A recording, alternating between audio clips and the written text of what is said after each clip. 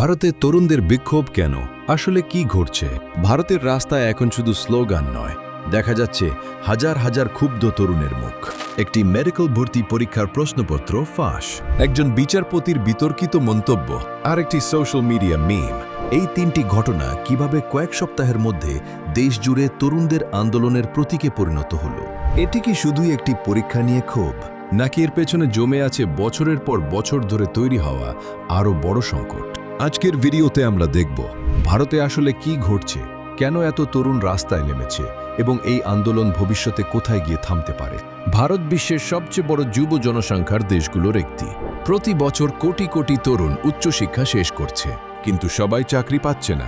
অন্যদিকে সরকারি চাকরি ও বিশ্ববিদ্যালয়ে ভর্তির পরীক্ষাগুলো নিয়ে বারবার প্রশ্নপত্র ফাঁস ও অনিয়মের অভিযোগ উঠছে। ফলে বহুদিনের জমে থাকা অসন্তোষ ধীরে ধীরে বিস্ফোরণের দিকে যেতে শুরু করে। সাম্প্রতিক সময়ে ভারতের মেডিকেল কলেজে ভর্তির জাতীয় পরীক্ষা নিটকে ঘিরে ব্যাপক বিতর্ক তৈরি হয়। অভিযোগ ওঠে প্রশ্নপত্র ফাঁস, অনিয়ম এবং পরীক্ষা ব্যবস্থার দুর্বলতা নিয়ে। লাখ লাখ পরীক্ষার্থী ও তাদের পরিবার ক্ষোভ প্রকাশ করতে শুরু করে।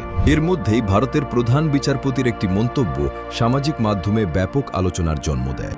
অনেক তরুণ মনে করেন তাদের হতাশা ও সংগ্রামকে গুরুত্ব দেওয়ার বদলে তাদের অবমূল্যায়ন করা হয়েছে। আপনার ব্যবসা কি এখনও শুধু ফেসবুক পেজের উপর নির্ভর করছে? আজকের দিনে মানুষ সেই ব্যবসাকেই বেশি বিশ্বাস করে যার একটি প্রফেশনাল ওয়েবসাইট রয়েছে। তাই ওয়ার্শিপ বিডি নিয়ে এসেছে বিশেষ offer. Domain, hosting, mobile friendly design, WhatsApp integration এবং আরও অনেক কিছু সহ আপনার ব্যবসাকে একটি বিশ্বস্ত ব্র্যান্ডে রূপান্তর করুন। আর এখনই হোয়াটসঅ্যাপে যোগাযোগ করুন অথবা ডিসক্রিপশনের লিঙ্কে ক্লিক করুন। এরপর সামাজিক মাধ্যমে ব্যঙ্গাত্মকভাবে তৈরি হয় কোকরোচ জনতা পার্টি নামে একটি অনলাইন পেজ। শুরুতে এটি ছিল শুধুই একটি মিম, কিন্তু খুব দ্রুত সেটি তরুণদের হতাশা প্রকাশের প্রতীকে পরিণত হয়। এই আন্দোলনের সবচেয়ে গুরুত্বপূর্ণ বিষয় হল এটি শুধুমাত্র একটি পরীক্ষার প্রশ্নপত্র নিয়ে সীমাবদ্ধ নেই। অনেক তরুণ বলছেন সরকারি চাকরির সংখ্যা সীমিত, নিয়োগ পরীক্ষায় বিলম্ব, দীর্ঘ প্রস্তুতির পরও অনিশ্চিত ভবিষ্যৎ, উচ্চশিক্ষার ব্যয় এবং বাড়তে থাকা জীবনযাত্রার খরচ, সব মিলিয়ে অনেক শিক্ষিত তরুণ নিজেদের ভবিষ্যৎ নিয়ে উদ্বিগ্ন। তাই একটি পরীক্ষার ঘটনা বহু মানুষের জমে থাকা ক্ষোভের বহিঃপ্রকাশ হয়ে ওঠে।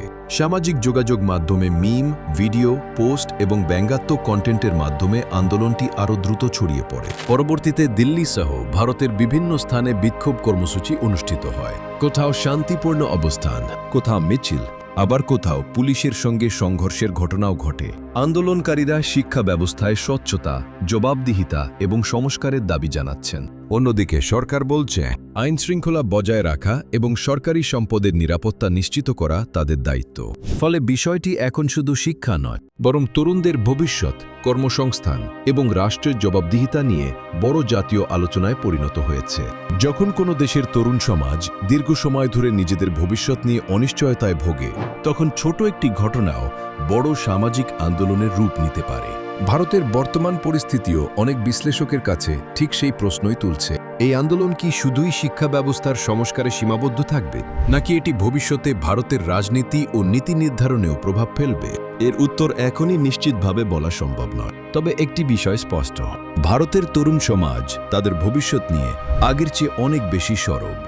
আর সেই কণ্ঠস্বর আগামী দিনগুলোতে দেশটির রাজনীতি ও সমাজে কতটা প্রভাব ফেলবে, সেটি এখন দেখার অপেক্ষা।